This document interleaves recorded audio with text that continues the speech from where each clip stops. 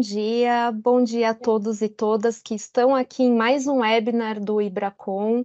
Eu agradeço todos vocês. Hoje é um assunto muito importante que a gente vai tratar aqui, atualizações sobre as normas contábeis aplicadas ao setor público, e a gente tem aqui experts no assunto, que vão dar uma aula aqui para a gente, explicando normas, explicando técnicas e o que vocês tiverem de dúvida, eles estarão aqui à disposição para responder todas as perguntas, tá? Antes de passar a palavra para o Aires Moura, eu queria dar alguns recadinhos institucionais do IBRACON, dizer que esse é uma iniciativa baseada na bandeira da auditoria independente, atividade baseada no desenvolvimento continuado. Também dizer que esse vídeo e todo o material que vai ser apresentado aqui vai ficar disponível no nosso site, então depois vocês vão poder consultar, vão poder compartilhar essas informações. Peço também, por favor, para que vocês deem uma olhadinha lá no site do IBRACON. Nós lançamos recentemente o programa de incentivo ao programa de qualificação profissional, onde os associados eles têm descontos aí nas atividades. Então, por favor, deem uma olhadinha lá. E agora, sem mais delongas, né, quero apresentar aqui o Aires Moura, que ele é membro do GT Área Pública do IBRACON, e ele vai contextualizar o webinar e fazer a apresentação dos palestrantes. Muito obrigada, Aires, pela sua presença, muito obrigada a todos. Obrigado, Ana Paula. Bom dia a todos, bom dia aos participantes. Bem-vindos ao webinar do IBRACON. Esse webinar tem como objetivo informar sobre as principais novidades das normas brasileiras de contabilidade aplicadas ao setor público e também informar sobre assuntos importantes para a elaboração das demonstrações financeiras. Eu sou Aires Moura, como a Ana Paula disse, sou membro do GT Área Pública do IBRACON, sou membro do Comitê Permanente para a Contabilidade Aplicada ao Setor Público e sou assessor técnico do IPSAS Board. Hoje falaremos sobre o cronograma para a implementação dos procedimentos contábeis patrimoniais, de acordo com a portaria da STN número 548. Vamos falar também de atualizações do IPSAS Board, o que é que está vindo por aí, a importância dos procedimentos de reconciliação contábil e também vamos falar de 3 normas, a NBCT-SP 23, Políticas Contábeis, Mudanças de Estimativa e Retificação de Erro, NBCT-SP 15, Benefícios a Empregados e NBCT-SP 25, Eventos Subsequentes. Nesse webinar contaremos com a participação do Alex Fabiane Teixeira, ele é coordenador geral das normas de contabilidade aplicada ao setor público da Secretaria do Tesouro Nacional, é coordenador da Câmara Técnica de Padronização de Procedimentos Contábeis e Fiscais da Secretaria do Tesouro Nacional e é coordenador do Comitê Permanente para a Contabilidade Aplicada ao Setor Público do Conselho Federal de Contabilidade. Contaremos também com a Érica Souza. A Érica é gerente sênior em firma de auditoria associada, com o Janilson Suzart, que é auditor no governo federal brasileiro, o Marco Pontes, atuário, diretor técnico do Instituto Brasileiro de Atuária, o IBA, e membro do Actuarial Standard Committee, ASC, do International Actuarial Association. E também com a Patrícia Varela, ela é professora do Departamento de Contabilidade e Atuária da FEA-USP, membro do International Public Sector Account Standard Board, o IPSAS Board, e membro do Comitê Permanente para a Contabilidade Aplicada ao Setor Público. Marco, eu já vou fazer a sua projeção aqui da apresentação, tá bom? Perfeito.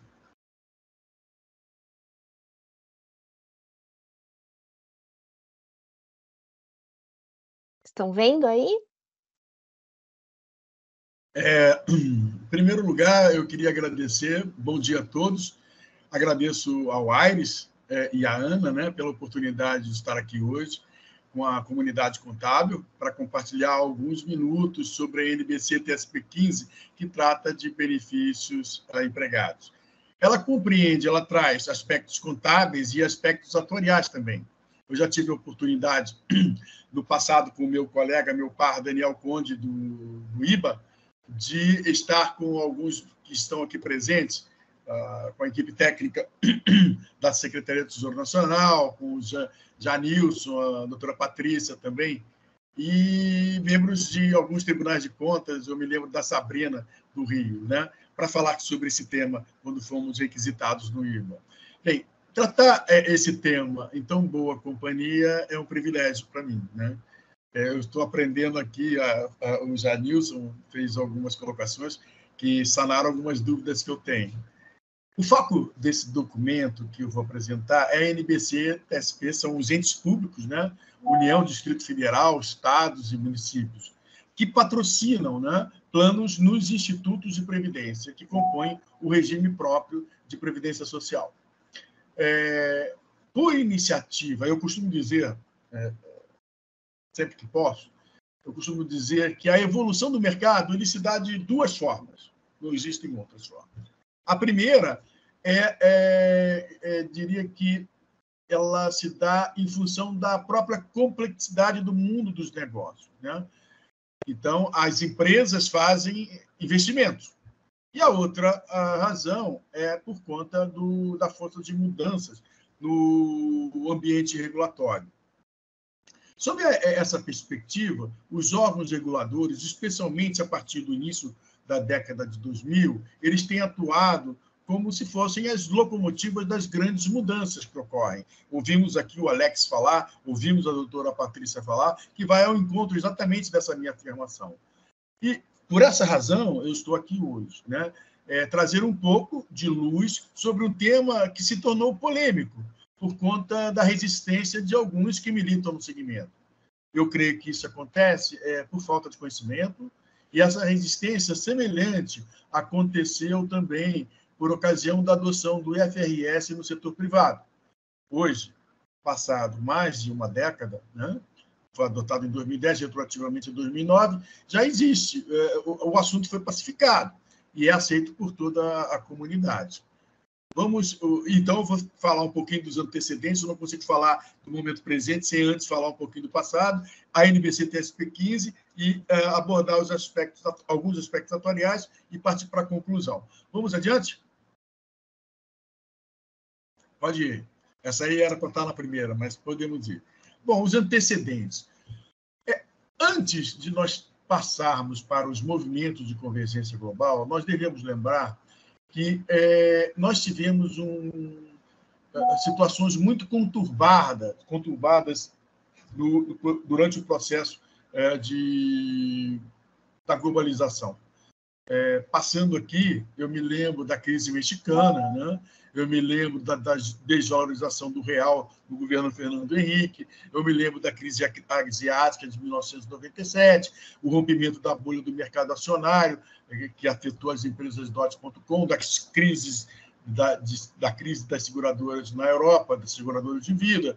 Nós tivemos também aquele grande evento da crise do subprime nos Estados Unidos, e, mais recentemente, a pandemia, que foi a maior de todas as crises, mas eu queria ir até 2008, porque todos esses acontecimentos, eles comprovaram que existia uma alavancagem excessiva por parte do mercado, principalmente do setor financeiro, uma relativa ignorância em relação ao funcionamento das redes sistêmicas, que dentro de um contexto de globalização é extremamente importante, uma confiança excessiva também nas agências de rating, que, como a gente observou, foi verificado também que as demonstrações financeiras não estavam devidamente ajustadas às exposições de risco. E, finalmente, havia pouco investimento do mercado em simulações de perdas e uso dessas ferramentas como ferramentas gerencial, e que a governança corporativa das empresas era, de certa forma, deficiente. Vamos ao próximo slide?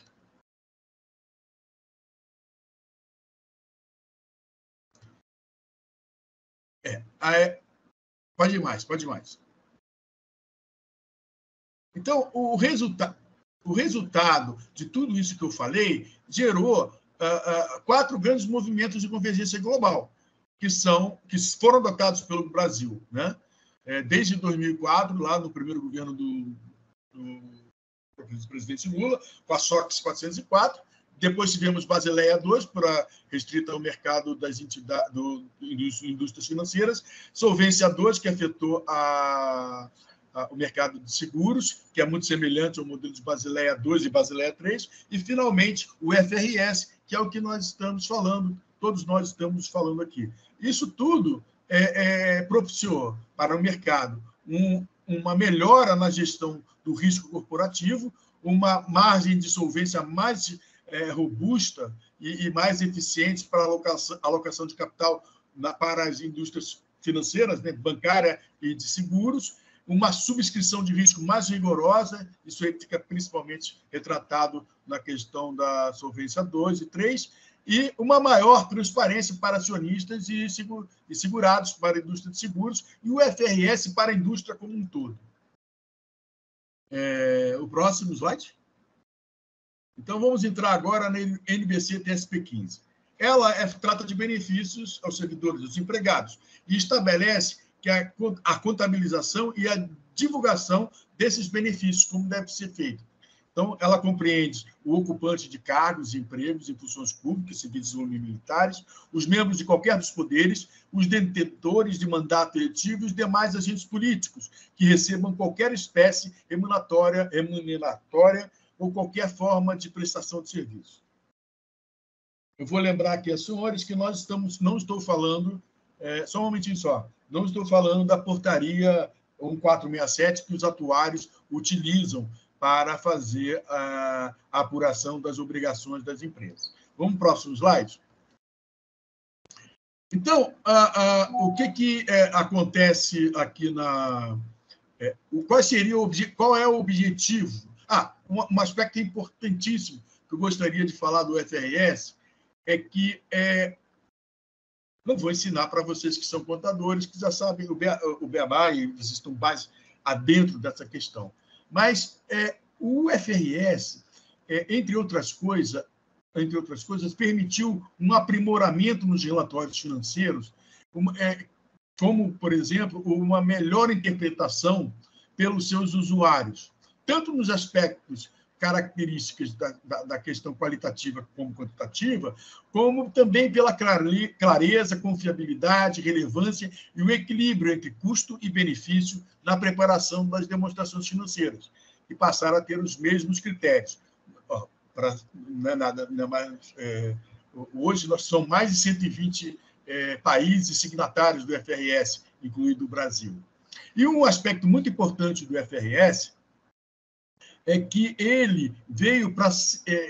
quando eu converso muito com meus colegas contadores, ele veio para sepultar as regras, né? O princípio passa a prevalecer em detrimento das regras. Muitos profissionais não gostam dessa abordagem, mas eu acredito que ela é a forma mais correta de, no mundo atual, nós vermos como a empresa se encontra. Porque as regras são estáticas, né? Os princípios mudam.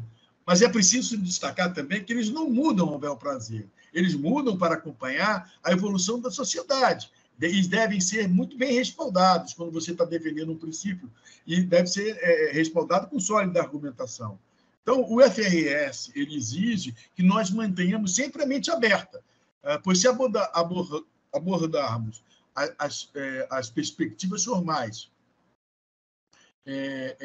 pelas perspectivas formais, elas são muito maiores as chances de nós ampliar as possibilidades de interpretação sob o ângulo gerencial. Tá? Bom, voltando ao próximo slide, nós vamos falar um pouquinho sobre os objetivos da norma. O objetivo é reconhecer uma obrigação, um passivo, quando o empregado presta serviço em troca de benefícios futuros, e uma despesa, quando a empresa se utiliza da vantagem econômica advinda do serviço que os empregados prestaram em troca desses benefícios. Aqui nós estamos falando puramente, simplesmente, do regime de competência. Regime de competência. Então, qual é a abrangência dessa norma?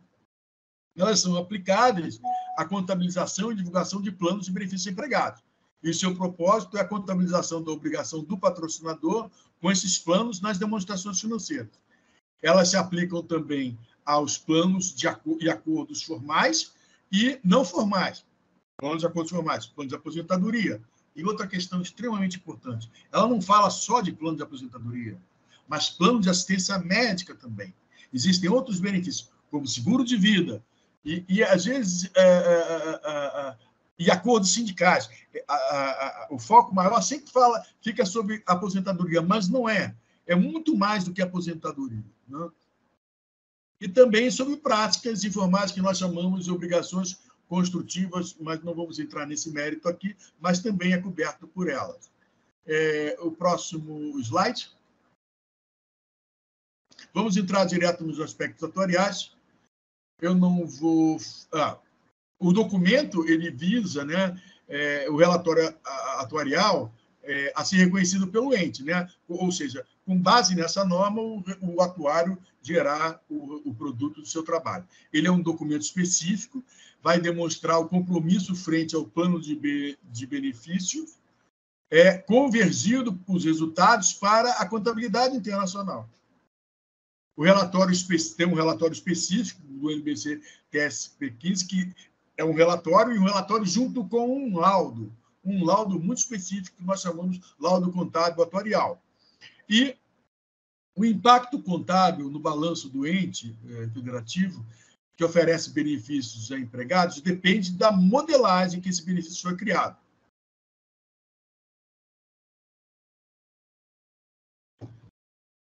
Importante que a visão deve ser no regime de competência, e o ponto é contábil, não é atuarial. Vamos para o próximo slide. Pode ir até completar tudo. Pode ir. Pode. Aqui, na parte... vamos supor, o empregado ele contribui nessa parte aqui da fase de acumulação com nesse método que eu vou falar mais adiante, ele faz uma contribuição, que é representado pelo amarelinho aqui, que vai comprar um pedacinho desse benefício que ele vai receber no futuro. Depois, quando ele compra aqui o verdinho, né, o vetor verde, ele compra parte do benefício vitalício também, até quando ele chegar à época da aposentadoria dele, o valor presente da obrigação atuarial, que representa isso, é o valor atual dessas rendas que ele vai receber ao longo da vida. Então, pode ir mais um pouquinho? Que é isso. Mais um pouquinho. Mais um pouquinho. Isso. Então, o que... Isso. Então, basicamente, é esse o modelo. Importante dizer, esse vermelho aqui, esse valor da obrigação, do valor presente da obrigação atuarial, ele é aqueles para qualquer método que for calculado. O compromisso. Ele é o mesmo valor. E ele está contribuindo ao longo do período de capitalização, fase de acumulação, para receber no futuro. Vamos ao próximo slide. Naquele esquema que eu mostrei antes, pode ir. Naquele esquema que eu mostrei antes, o financiamento, que eu estou falando, o regime de caixa, pode ser feito com base em diversos modelos. Em diversos modelos. Em diversas formas de você financiar isso. Pode ser mais ágil no início, pode ser nivelado. Isso nós estamos falando de formas de... É o custeio, de formas de financiar.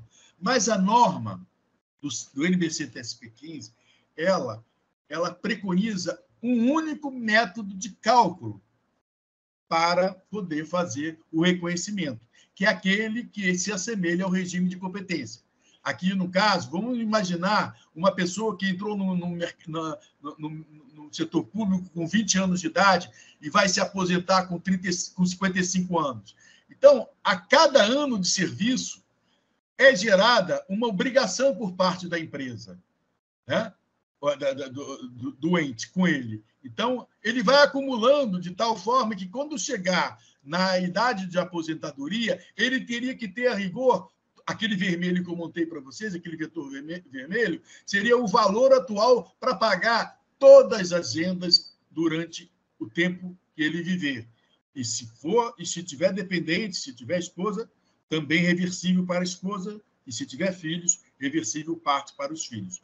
Então, ela é muito sábia, a norma, quando ela estabelece o método que era unitário projetado para determinar o valor da obrigação.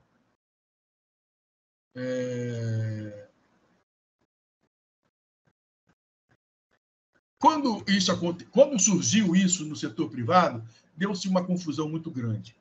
E ficou muito claro hoje. Então, a norma internacional ela foi exigida pela CVM, enquanto a Previc tinha uma outra forma de se apurar, por exemplo, o custeio, né?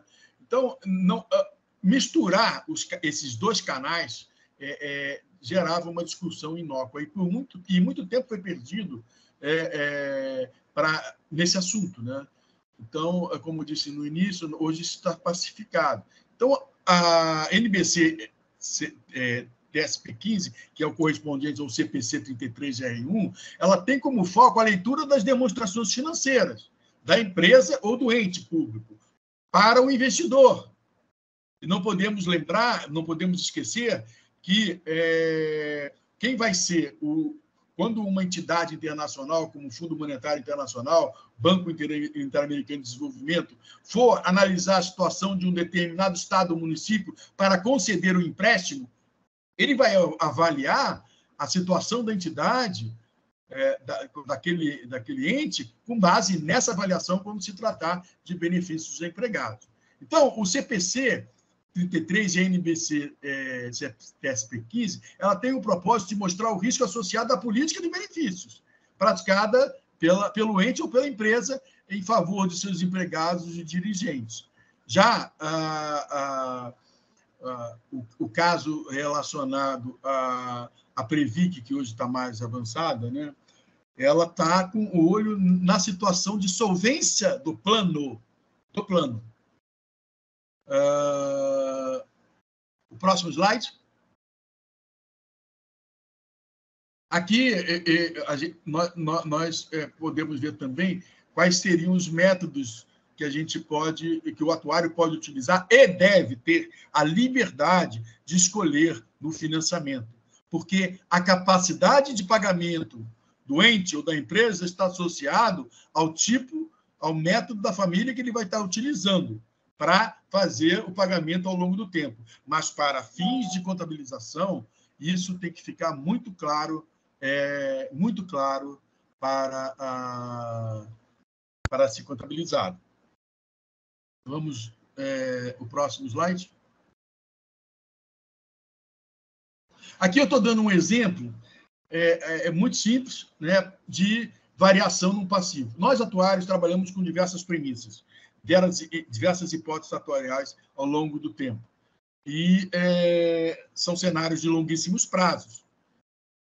Mas eu estou aqui apresentando, por exemplo, uma obrigação atuarial no final de 2020, de 1.783.000. Como é que essa obrigação vai evoluir ao longo do tempo? Então, você vai, pelo método de crédito unitário, calcular o custo do serviço corrente e o custo dos juros. Então, ela está crescendo no próximo ano, para 2021, com base no incremento do custo de serviço, que é uma nova parcela de direito que o empregado obteve, e mais os juros que está incorrendo sobre aquela obrigação. E ela vai ser redutora, né? Vai ter benefícios que foram pagos, que vai sair daquele saldo lá da provisão. E você vai ter uma obrigação de 1.838.000, por exemplo, ali. Então, aquilo ali está estimado, porque quando você está no ano anterior, você tem condição de fazer essa projeção. Mas aí, quando você recalcula, você acha não mais 1.838.000, você achou 1.917.000. A diferença, ou seja, você achou um valor maior do que você estimou. A diferença é gerada uma perda atuarial. Essa perda atuarial vai ser lançada em outros resultados abrangentes. Enquanto para o resultado vai o custo do serviço, o custo dos juros e os benefícios que foram pagos. O próximo slide.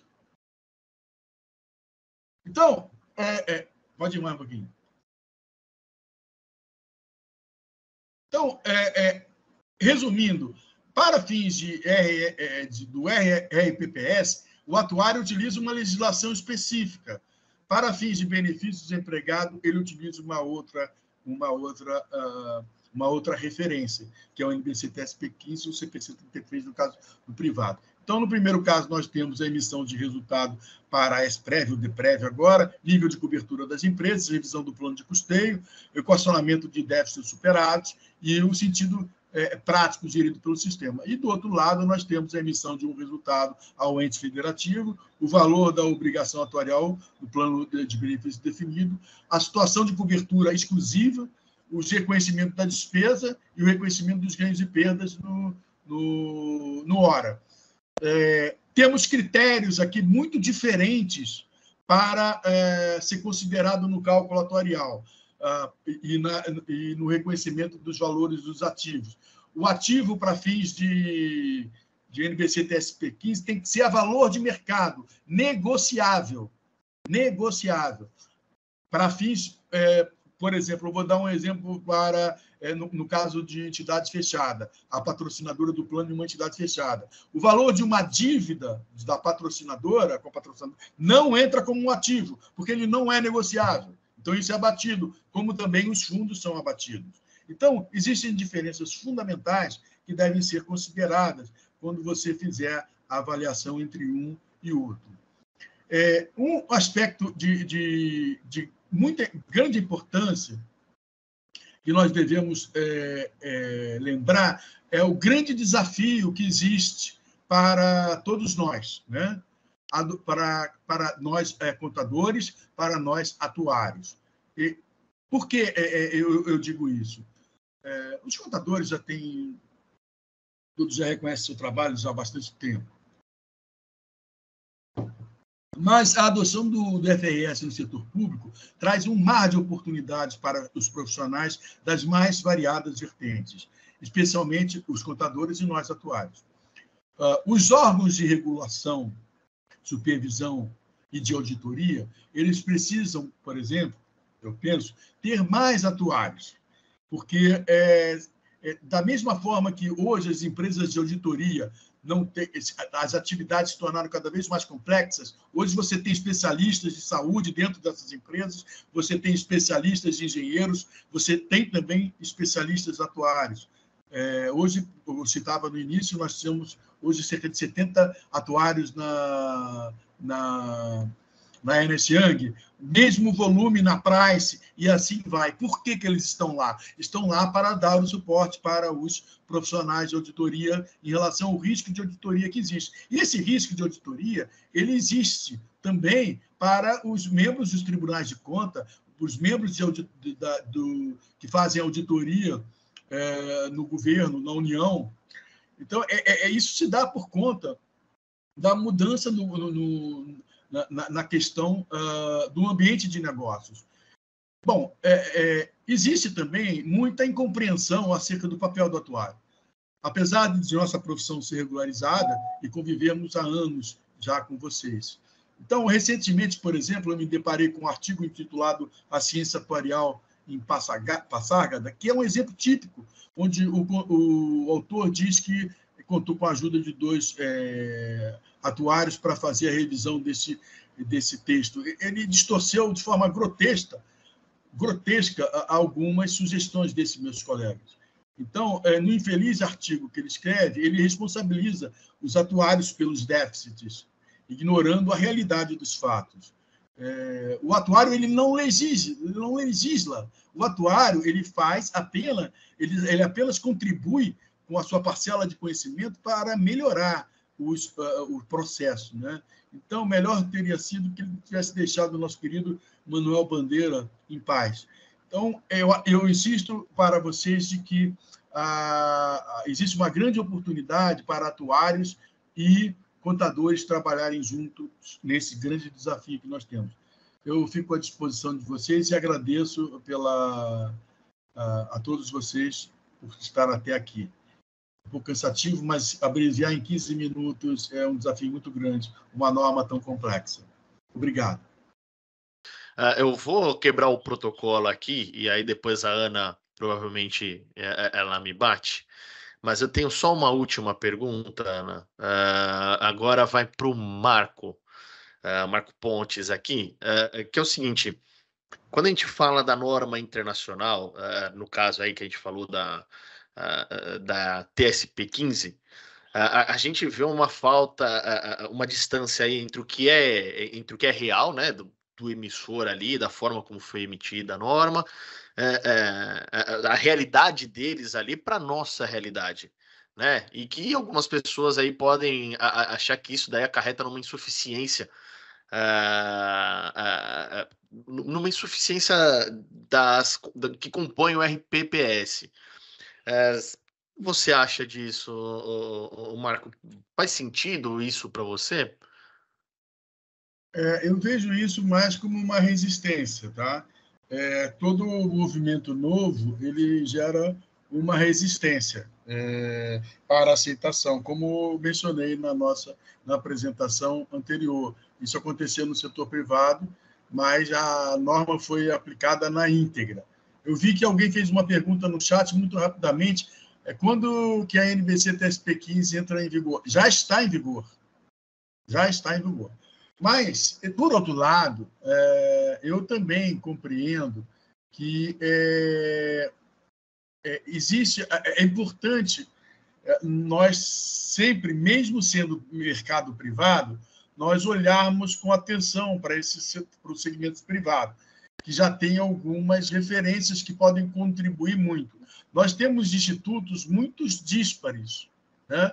Eu faço parte do comitê de públicas no IBA também, e lá muitos colegas atuam fortemente nesse segmento, e eles sempre alertam: Pontes, existem institutos de portes gigante, enquanto outros são muito menores, não teriam como aguentar uma regulamentação, uma avaliação desse tipo. Eu costumo dizer o seguinte: o princípio de proporcionalidade é resposta para isso, em termos sintéticos. Por quê? Porque ele se baseia no fato de uma ideia de que toda e qualquer medida de regulamentação, supervisão ou mesmo de fiscalização de entidades não deve ir além do necessário e do apropriado para atingir os seus objetivos sociais, né? Então, sob essa perspectiva, abre-se a oportunidade de você tratar, dentro, obviamente, dos limites da ética e da justiça econômica, desigualmente os desiguais e igualmente os iguais. Então, com isso, o supervisor, o fiscalizador, ele não tem que se ater estritamente a um modelo único de supervisão, ao qual todos os agentes têm que se adaptar, né, com igual severidade e prazo, indistintamente de sua posição inicial de poder econômico. Isso esteve muito presente no mercado privado. Aí eu estou falando do quê? O S1, S2, S3, S4 do setor da indústria financeira. Eu estou falando S1, S2, S3, S4 também das seguradoras. Agora, recentemente, também foi feita a aplicação do princípio de proporcionalidade no mercado de saúde e agora, coisa de semanas atrás, nas entidades fechadas de previdência complementar fechadas, que foram caracterizadas em função de porte, de tamanho. Então, se eu for ver no mercado de seguros, que eu trabalhei com mais frequência, eles adotaram níveis, por exemplo, de requerimentos para provisão e de capital menos severos, né, do que aquelas 5 grandes instituições financeiras, seguradoras. Os prazos para a adoção das regras, eles foram prazos, uma extensão, né, para uma adaptação às mudanças que poderiam advir frente à questão relacionada a custo de operação e até custo de capital, no sentido mais amplo. E também um acompanhamento para que essas entidades consideradas especiais, né, ao longo do tempo, fossem reavaliadas para reenquadramento. Isso, para mim, pode ser perfeitamente seguido no âmbito das entidades dos institutos municipais, estaduais, da União, enfim. Sim. Eu vejo como uma excelente saída a aplicação do princípio de proporcionalidade também nesse segmento. Ah, legal. Bom, já vou ficar devendo um almoço para a Ana, então, mas vou agradecer a todos os nossos palestrantes, Patrícia, Érica, Janilson, Marco, o Alex, que estava aqui um pouco mais cedo. Passo a palavra aí para Ana, por favor, Ana, com você. Obrigada. É um tema tão importante, né, que a gente até extrapolou aqui alguns minutinhos a mais do tempo previsto do webinar, mas as perguntas foram muitas que nós recebemos aqui no chat. O José Carlos, a Vivian, que nos deram suporte aqui, ficaram mediando ali, vendo, né, as perguntas, mas eu só tenho a agradecer, né, como o José Carlos disse, o Aires, o Alex, a Patrícia, a Érico, o Janilson, o Marco, foi uma aula que vocês deram aqui para a gente. Com certeza a nossa audiência aproveitou bastante essa oportunidade. E então, sem demora aqui, para a gente já finalizar, agradeço mais uma vez e obrigado à nossa audiência também por estar aqui com a gente até esse momento. Muito obrigada, até o próximo webinar, gente. Até logo. Tchau. Obrigado, tchau. Tchau, obrigada.